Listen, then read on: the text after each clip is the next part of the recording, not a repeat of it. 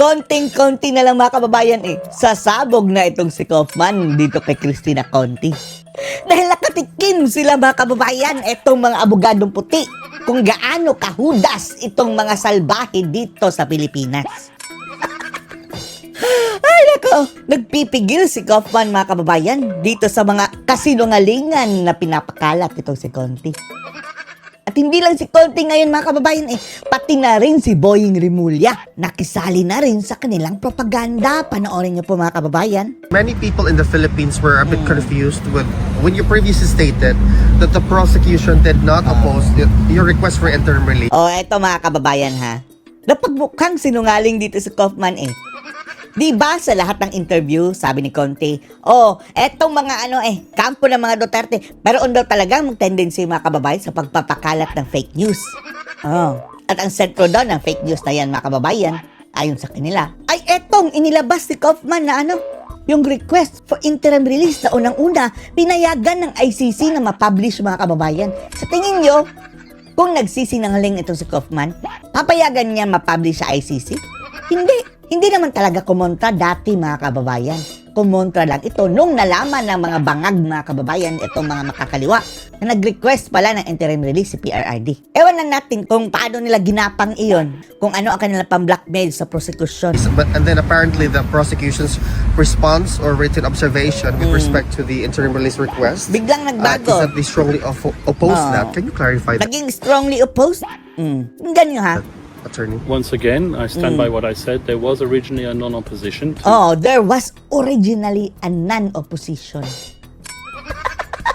Kaya asar na asar siya mga kababayan dahil napagmukha siya to sinungaling. interim release. But I'm not going to litigate the case now in the media. The case is a live issue. The matter is a live issue, sorry. Hindi niya pwede mga kababayan ma-discuss dyan. Mas mabuti pa siguro na kumuha ito ng spokesperson ito si Kaufman. Kahit hindi official, basta yun na lang ang tagasagot mga kababayan na kahit pa nag-discuss sila ng sensitibong mga bagay, hindi sila masasanksyon ng korte. Dahil limitado ang kanyang sagot mga kababayan Hindi katulad ditong sina Conti na kung ano-ano mga kababayan. Wala talagang preno. Kung ano-ano mga kasinungalingan pwede nilang sabihin dahil itsapuera yung mga animal na yan Hindi yan kasali in the first place. Hindi nga tinanggap bilang prosecutor, parte ng mga prosecutor sa ICC. Sila lang ang nagle-label sa kanilang sarili. Before the court, and I'm not allowed to litigate it by Thank way you, of sir. social media. Thank you, sir. There are reports claiming that Belgium and Australia Kawawa si declined to host former President Duterte during his interim release. What is the truth behind it? Isa pa yan natinanggihan daw sa Belgium na tanggapin si Duterte. Hello! Pumayag na nga! Mayroon na nga dalawang pumayag. Ang kanilang ginagawa mga kababayan, naghahanap ng mga bansang kakampi siguro nila at tatanungin, gusto niyo ba tanggapin si Duterte? At nung sasabihin hindi, hindi, tinanggihan si Digong. Ganyan talaga mga bunganga, mga animal. Yes.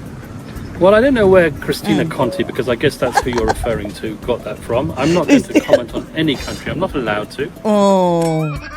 Dapat ito hindi kasi parte si Conti Pero bakit siya ang laging pinabubunganga dito sa mainstream media mga kababayan? Para natuloy siya ang spokesperson ng prosecution. Kakampi kasi nila media Walang bilang yan si Conti. Anong alam niyan? Sana may counterpart din si Conti mga kababayan dito sa defense na walang direkta na link mga kababayan doon sa korte para i-counter ang kanilang naratiba. These matters are confidential. But I Confidential assume na. that Cristina Conti, knowing the way that she thinks, has looked at the interim release agreements at the court, has decided that Belgium, because Belgium has signed an interim release treaty, is the destination or the proposed destination for President Duterte. I'm not going to comment on that. The same goes. Nag-assume lang sila mga kababayan dahil mayroon ng previous na nagpa-interim release doon sa Belgium. Akala nila, baka Belgium na. Tinanong agad ang Belgium. Sa inyo ba? Hindi naman. News agad. Balita agad. Duterte tinanggihan. Is, by the way, for the Honourable Justice Minister or the Secretary for Justice in the Philippines, Pati si Boying mga kababayan. Mr. Rimula, Yes. who's decided that there's a Latin American country that's prepared to receive Ayun sa aming intel. Latin America. Ang animal. Kung ano-anong mga pinagsasabi. President Duterte. Once again, I assume that he thinks we're talking about Argentina because Once again, Argentina has signed an interim release agreement with the International Criminal Court. Sabi ni Boying, Latin America. Don't cry for me, Argentina. Hindi. I'm not going to comment on that. The Department of Oh. Justice in the Philippines reportedly sponsoring witnesses in the ICC case against the President Duterte. Helping lang. Careful sa yung word dyan, Alvin. Dahil alam niyo naman mga salbahe ito, mga taong ito, mga kababayan, babalik ta rin ka. As you mentioned, sir, all evidence related to the former chief executive's war on crime has already been destroyed. He mentioned that. What's your comment on that? Sponsoring witnesses to cooperate or encouraging witnesses to cooperate, I don't know. We'll investigate that matter. And if it's true, Pero malamang mga kababayan, dumating na sa kanya yung balita. Dapat mong pakinggan yung exact na sinabi ni Boying. then they will be cross-examined, those witnesses in court, and these allegations will be put to them. Sir, pertaining to the interim release, the annex terms and conditions, specifically paragraph 32, mentions that President Duterte will refrain from public engagement, holding office, and communicating with individuals outside his family. How does this affect the mandate given to him by the people of Davao as their newly elected? For the meantime, hindi pa pwede. Pero malay natin mga kababayan sa September, baka ma-dismiss pala outright, no? Sana nga. So habang tinatrial siya, hindi pa talaga pwede. Mayor? I look at the events in Davao and the elections as something else entirely. I view it as a vote of support for President talaga. Duterte, the former president.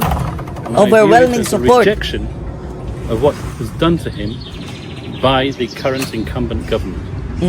Tapos ipakita mo pa yung trust rating niya. Pinalo niya si Bangag sa taas ng trust rating ni PRRD. I don't view that as a mandate to rule Davao. Yes, of course, if he was released, then he would rule Landau. But he's not. He's sitting here in a prison. Physically, he's not able to govern at the present moment in time. It would be irresponsible for him, and he has told me that. Are there already arrangements for his oath taking? I'm not going to comment on that matter. Okay. Who is exactly considered outside his family in the context of the interim release, sir? Well, interim release, once again, is a matter which has to be decided. And also the scope of people who are in his family will also be decided. Sir, could appeals or objections from civil society groups or international organization influence the court's decision on the urgent interim release motion? The victims? At na masama pa mga kababayan, ang mga buhaya mukhang maglalabas ng resolusyon mga kababayan na kontrahin ang interim release si PRRD. Yung mga kongresistang mga animal, hindi pa kayo na kontento, mga visit kayo para kumbinsihin ang ICC mga kababayan na harangan ang interim release. Have a right to Grabing make their mga voice animal. heard, and they can comment on the application for interim release. And the court has already ordered the victims to make their observations known. They do that through a dedicated office in the court, which is called the OPCV, and the OPCV has responded. Sir, in this particular question, should the Philippines is already a non-member state of the ICC to the Rome Statute. Is it legally possible for it to voluntarily offer to host President Duterte during his interim release? Even non-state parties can host persons who are on interim release from the International Criminal Court, should the court approve it. Depende sa korte pala mga kababayan. Hindi ibig sabihin na doon lang sa member state. So, posible sa Pilipinas. We would want President Duterte to go Kung papayagan ng back to the judges. Philippines. But if I'm not mistaken, the government Pero slim siguro ang chance na papayagan kung sa non-member. has already stated point blank that it's not prepared to receive him. Will the public eventually be informed, sir, about which government or governments, if any, has expressed willingness to receive President Duterte should interim release be granted? I anticipate that could be the case in due course, indeed. Sir, this question is highly political. Has your meeting with Senator Amy Marcos had any direct or indirect bearing on President Duterte's case before the ICC? Or if you're able to share what was the nature of or the purpose of your meeting? I'm able to share that. It was me who asked to see Senator Amy Marcos. I wanted to see her because I saw her in action in the Kaya pala pinagbigyan si Amy mga kababayan dahil si Kaufman gusto makipag-meet kay Amy. Committee hearings.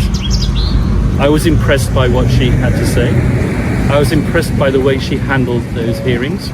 And I was impressed also by the conclusions and the report that she produced.